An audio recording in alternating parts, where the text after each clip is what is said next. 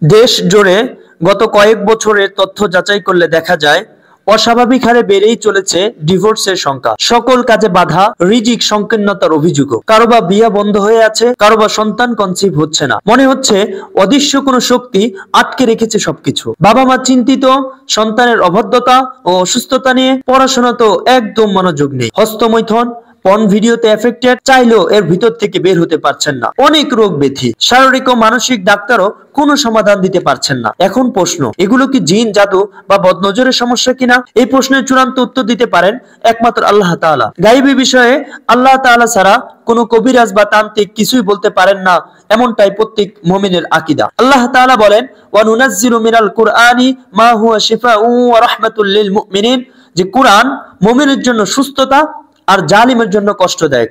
তো যখনই আমরা কোনো জিন, জাদু, বদনজর বা ওয়াসওয়াসার কোনো পেশেন্টকে সামনে বসিয়ে কোরআন থেকে বিষয় ভিত্তিক আয়াতগুলো তেলাওয়াত করি, তখন শরীরের মধ্যে অ্যাকশন শুরু হয়ে যায়, যার দ্বারা আমরা বুঝতে পারি পেশেন্টের সমস্যা কি। সামনে রমজানকে উপলক্ষ করে রুকিয়া এন্ড হিজামা সেন্টার তাদের ডায়াগনোসিস বা রোগ নির্ণয় সেবায় 75% ডিসকাউন্ট দিচ্ছে, যা এই যাবৎকালের সবচেয়ে বড় ডিসকাউন্ট।